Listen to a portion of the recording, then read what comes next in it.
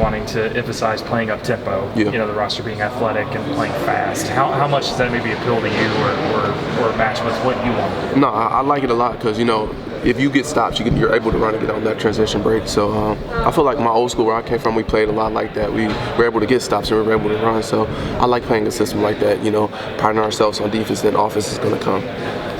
Porter talked about you as a two-way guy, and that's been your style. Looking out, whether it's the NBA, across college basketball, are there any comps you'd make for yourself or guys you like to emulate in terms of what your game is? Not really, because I feel like I'm unique. Like, the way I play is just, I don't know, it just fits. I feel like my game fits everywhere because you need somebody who can guard and you need somebody who can hit shots. So I just feel like my game is just simple to me and it works for me.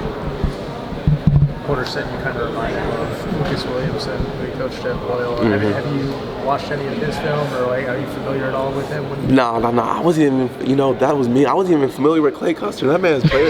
I didn't even know that. We practiced against him. I'm like, dang, Klay, I need to get familiar with you. But nah, I watched it. I don't even think I watched any of the games for him. But nah, I wasn't familiar with him.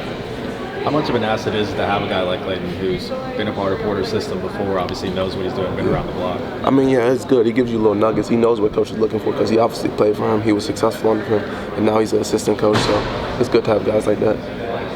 I might have missed it. What it means to you to be named captain? It means a lot. I'm a real quiet guy, and the way I used to lead was by example. And I feel like that's a good way to lead, but also having that voice. I'm an older guy. I've won. Having that experience and just dropping my knowledge down to these younger folks can really help this team out. What was this process like for you in terms of picking the Sooners? It was just a communication process. Like he was the most consistent coach. Like having that constant contact with him throughout the whole process is what I gravitated towards. Because I feel like if you could trust your coach, then you could trust the player, and then you're just going to make a great little fit. So it's good. When you have so many new faces, not just a couple freshmen, but all the transfers coming in too, how difficult is it to try to build that bond and that trust on the court, like in a short time? I mean, it can be tough, but that's everybody around the country. Like I'm used to that. My first year at Utah Valley, we brought in like eight, nine guys.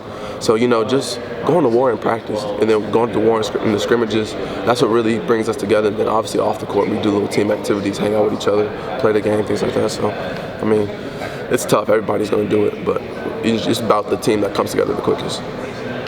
Obviously, there's a lot of roster changes nowadays in college basketball season to season. When you got here, just who are some of the returners who really are part of that, you know, welcoming community, making you feel at home right away? I'll start with Ortega and Yaya, because they what was it called? I don't know what the word they use, but they accompanied me on my visit. They took the host. Yeah, they took me to dinner, all that. So them two were the first, and then Milos obviously, and then Sam and Luke were the next two. So I mean, it was cool. Those people came and brought us in together. Where'd you go to dinner? It was I forgot. I forgot. I couldn't even tell you. How tough is it to try to figure out what your role is when you come in as a transfer? I mean, I don't think it's that tough because, you know, the coach lays that out for you, and that's where I'm talking about, that line of communication. Like, if I transfer to a school, I want to know where you see me fitting in. And obviously, I'm a 3-and-D type of guy. Like, I can hit shots, play defense, so it wasn't tough for me. What's it like the big guy like John Ewing?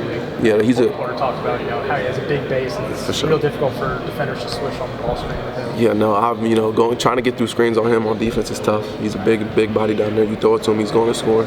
So yeah, it's good to have a nice presence like him down low.